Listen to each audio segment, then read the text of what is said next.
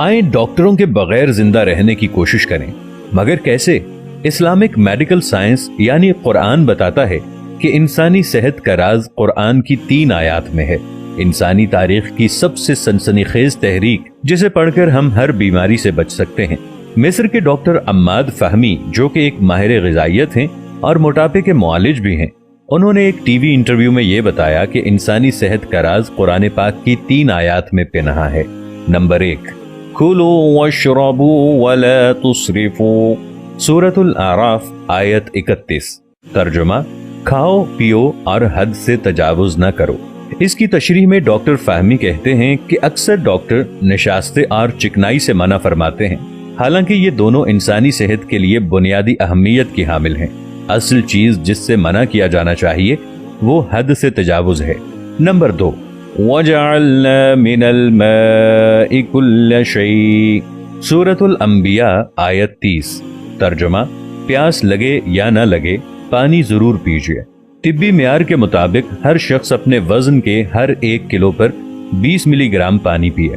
मसलन अगर किसी का वजन 70 किलो है तो वो 70 ज़रब 30 यानी 2100 मिलीग्राम यानी 2 लीटर और 100 ग्राम तकरीबन 8 गिलास पानी रोजाना पिए। ये जिगर, गुर्दों और दिल की अच्छी कारकर्दगी के लिए बहुत जरूरी है। नंबर 3, वजअलना लैला लिबासा वजअलना अन्नहारा मआशा, सूरतुन नबा आयत 10 और 11। तर्जुमा, और रात को पर्दापोश और दिन को माश का वक्त बनाया। डॉक्टर फहमी कहते हैं कि रात को जल्दी सोया जाए और सुबह जल्दी उठा जाए। ये सबसे बेहतरीन नुस्खा है जो आपको ना मोटा करेगा और ना ही बीमार करेगा। इस्लामी तर्ज पर जिंदगी गुजारते हुए अपने जिस्म को बीमारियों से महफूज रखिए। खुदाबंदे करीम ने रात को सोने के लिए बनाया है, जबकि आज का नौजवान रात को 3-3, 4-4 बजे तक जागता है और जिस वक्त उठने का टाइम होता है आज का नौजवान सोने लग जाता है। सबसे बुरी तरतीब ही यही है। अल्लाह ने जो इंसान के जिस्म का एक सिस्टम बनाया है, इस सिस्टम में ये रखा है कि सुबह नाश्ते को भरपूर तरीके से करना चाहिए, दोपहर की रोटी नाश्ते से कदरे कम खानी चाहिए और रात की रोटी को बिल्कुल कम खाना चाहिए।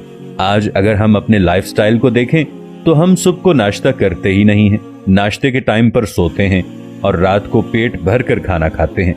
जब हम रात को सोते हैं तो ये सारा खाना हमारे पेट में जाकर अक्सर जहरीले मवाद पैदा करना शुरू कर देता है। हमने खुदावंदे करीम और कुरान पाक की हर उस बात को छोड़ दिया है जो हमारी सेहत के लिए बहुत अच्छी है। खुदावंदे करीम से ये दुआ है कि वो हमें इन तमाम बातों पर अमल करने की तौफीक अता फरमाए।